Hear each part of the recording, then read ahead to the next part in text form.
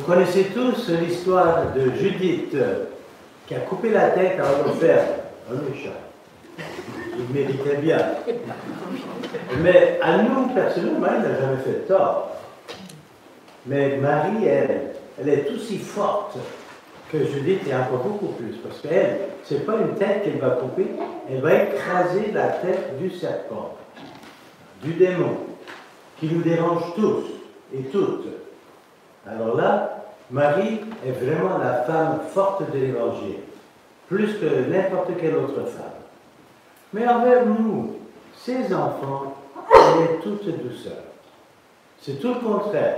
Le démon écrase sa tête et nous, elle nous caresse. Je me rappelle de l'histoire, quand j'étais à Saint-Domingue, les garçons de la rue venaient chez moi pour avoir de quoi manger. Et puis un jour, il est venu 4 garçons, mais je n'avais rien à la maison, vraiment, même pas une poignée de riz. Ah, j'ai dit, les gars, qu'est-ce que je vais faire? J'ai rien à vous donner. Ah, père, moi ça fait 2 jours que je n'ai pas mangé. Et l'autre, moi, 3 jours que je n'ai pas mangé. Ah, j'ai dit, mettons-nous à genoux et on va prier la Sainte Vierge. Donc, ils se mettent à genoux. C'est voyou, c'est voleur, c'est drogué, c'est enfin, violent, c'est tout ce que tu veux de méchant. Et plus, je ne donne pas tous les détails. Alors là, il se met à genoux. J'ai dit, on va réciter le Je vous salue Marie. Je vous salue Marie, pleine de grâce, le Seigneur est avec toi. Tu es bénie. C'est quoi ça bénie? Dit un des garçons. Je te l'expliquerai après. Continuons la prière. Bénie. Et le fruit, moi j'aime les moi aussi, mais finissons la prière. Sainte Marie, enfin, on a réussi à finir le Je vous salue Marie. On a commencé un autre. Puis à un moment donné, j'entends à la porte. Alors, j'ai dit, excusez les garçons, je suis allé à la porte, une dame. Je ne dis pas qu'il avait une robe blanche, ni un voile bleu, mais un grand plateau de nourriture. Je n'ai jamais vu cette personne, parce que c'est tout plein de gens, c'est un quartier très... Personne ne l'a vu et personne ne la connaît. Avec un grand plateau de nourriture. Alors, un des gars se dit, waouh, ça fonctionne vraiment. Alors, donc, tu vois comment la Sainte Vierge, elle nous aime tellement. Et puis, au lieu de juger ces enfants-là, tu vois ce que Marie a fait. Elle les a nourris. Elle s'en est pris.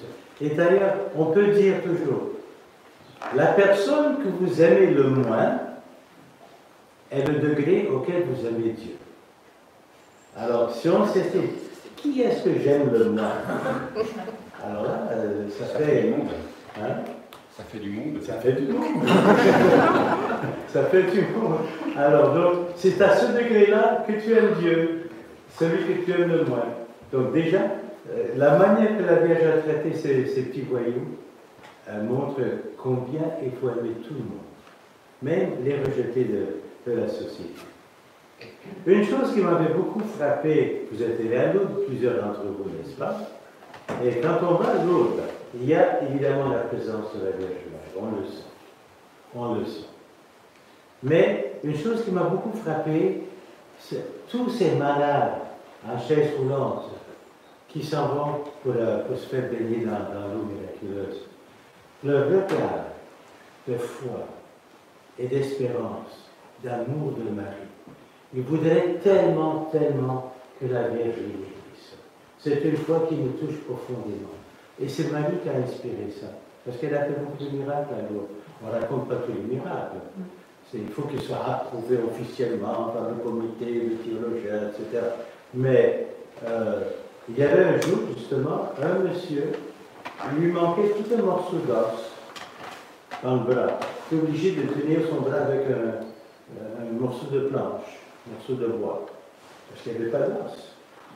Il s'en va, il prend le rayon X, ça va, le rayon X, on le met dans l'eau, puis quand il sort de l'eau, je suis guéri, je suis guéri. Ils ont pris le rayon X, il y avait un os. qui avait remplacé Ce l'espace. qu'il appelle les rayons X, les radios. Hein. Ah bon. Il est américain, on va dire. Pour moi, la radio, c'est quand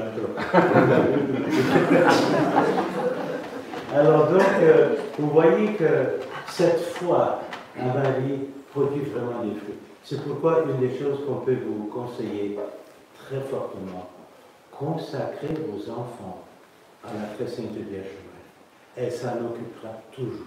Ils seront toujours les enfants de Dieu jusqu'à la fin. Même s'ils deviennent des mécréants, Marie aura le dernier mot avec eux. Puis nous-mêmes, nous pouvons même actuellement, à l'intérieur de nous, dire je me consacre à toi, Marie, ma bonne mère. Je sais que tu ne lâcheras pas. Puis c'est vrai que tu ne lâcheras pas. On avait déclaré en concile œcuménique que Marie était la Théotokos, ce qui veut dire la mère de Dieu. Alors ça froisse beaucoup de gens. Justement, Nestorius, un grand hérétique, qui disait moi, je n'adorerai jamais comme Dieu quelqu'un qui est sorti de la ventre d'une femme. Pas antiféministe, mais enfin, c'était pour lui, Dieu était incapable de se mettre dans le sein d'une femme. Et puis Arius s'est dit oh, peut-être qu'il est devenu divin après sa naissance, mais certainement pas durant. Mais toutes ces idées-là qui ont circulé, qui ont déchiré le christianisme, ils ont remis en cause l'incarnation de notre Seigneur Jésus-Christ. Et c'est la Sainte Vierge qui est garantie de l'incarnation, qui est un des points de notre foi les plus importants. Si Jésus n'est pas incarné, qui va prendre? Il ne sera pas notre sauveur. Il ne sera pas notre Eucharistie. Il sera un sage parmi tant d'autres. Mais c'est Marie qui a garanti l'authenticité de l'incarnation. Parce qu'on ne peut pas séparer la divinité de Jésus et l'humanité de Jésus. Jésus n'est pas schizophrène, après tout. Hein? On ne peut pas le diviser en deux parties comme ça. D'ailleurs, ça avait été annoncé à Marie. Et sera le Fils de Dieu. Quand ils l'ont annoncé.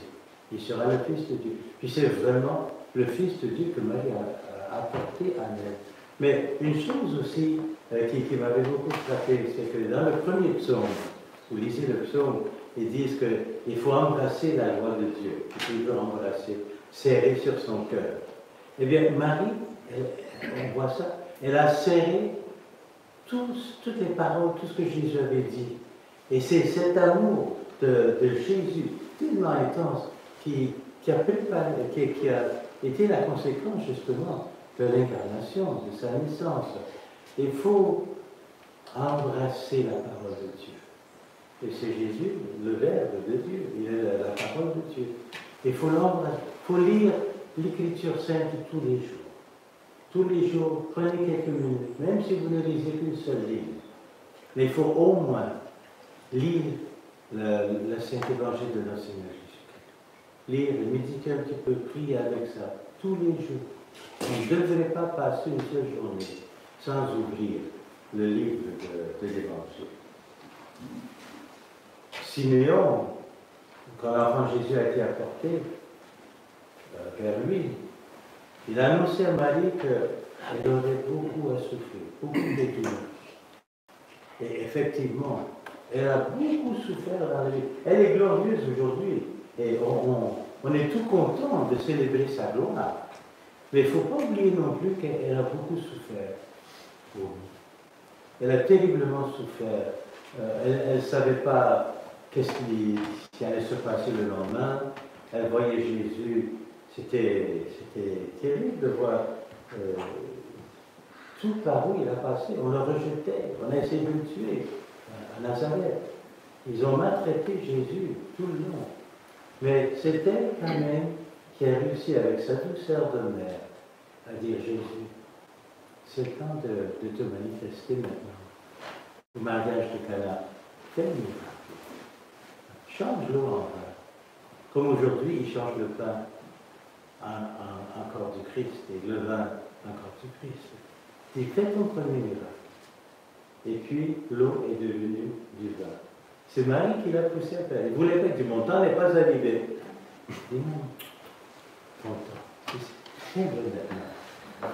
Il a fait, il a obéi à sa maman. Tu vois? Si Jésus peut obéir à sa mère, pourquoi pas nous? Pourquoi est-ce qu'on ne pourrait pas, nous, obéir à la très sainte Vierge? Marie méditait jour et nuit.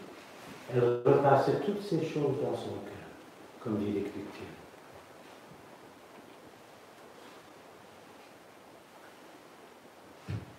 Marie est la personne la plus parfaite après le Christ. Il n'y a personne qui atteint le niveau humainement de la perfection de Marie. Elle a imité en cela son Fils. Jésus, lui, était obéissant jusqu'à la mort de la croix. Jésus, homme, a obéi à la volonté de la Trinité, de son Père, qui meurt pour nous. Jésus a été parfaitement obéissant. Et Marie aussi a été parfaitement obéissante. Vous qui avez eu des enfants, et vous savez très bien, quand un petit bébé est là, on aime jouer avec les pieds, les embrasser, jouer avec les orteils. Les bébés nous inspirent ces tendresses-là. Mais Marie, c'est sûr qu'elle a joué avec les orteils du bébé Jésus, à son temps. Mais au calvaire, elle était là devant la croix, qu'est-ce qu'elle voyait? Les orteils, ces orteils qu'elle avait caressés, les orteils crispés du Christ, où le sang coulait à travers les clous qui les avaient. Ce qu'elle a souffert. Ce qu'elle a souffert, il n'y a pas de mots pour exprimer son immense souffrance. Et puis, qu'est-ce qui est arrivé? Tout le monde s'est sauvé presque. Il y avait Jean, il y avait quelques femmes, mais tout le reste, un l'a rendu, un autre a renié, puis tout le monde, ils se sont sauvés. Mais Marie était là, la femme forte, au pied de la croix. Elle a participé à la passion du Christ. Elle a participé dans son corps et dans son âme à toutes les souffrances qu'elle a vues dans son Fils.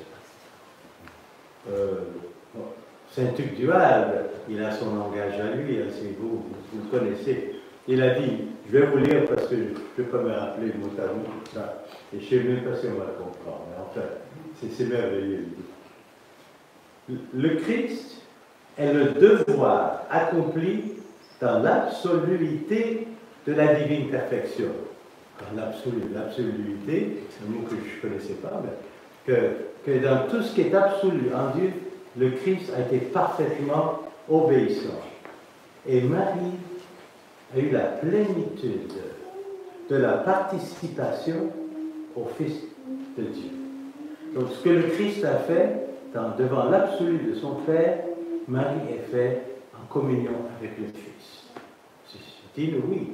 Si on commence à réfléchir au degré de la profondeur de Marie, de son amour, voici la servante du Seigneur. Jésus a été le servant de son Père, et Marie, la servante du servant du Père. Voici la servante du Seigneur. Qu'il me soit fait selon ta parole. Et ça a été fait selon la parole aussi. Je vais terminer avec une parole de Marthe Robin. Vous connaissez Marthe Robin, n'est-ce pas? Stigmatisée, qui a souffert des années au lit, tout ça. Elle a souffert terriblement. Pas autant que Marie, mais elle a beaucoup souffert. Elle dit, Marthe Robin dit, que Marie a pratiqué toutes les vertus à un degré de perfection que notre petitesse ne saurait mesurer. On est tellement petit comparé à Marie, on ne peut même pas mesurer la perfection de Marie. Notre fragilité ne saurait atteindre la perfection de Marie. Marie a connu toutes les difficultés de la vie, les angoisses du lendemain.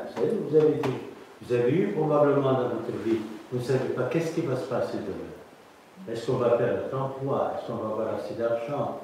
pour manger, pour nourrir la famille, parce que la maladie, il y a beaucoup d'inquiétudes dans la vie, des violences. Eh bien, Marie a tout vécu ça à un degré qui dépasse notre capacité. Elle a connu toutes les souffrances.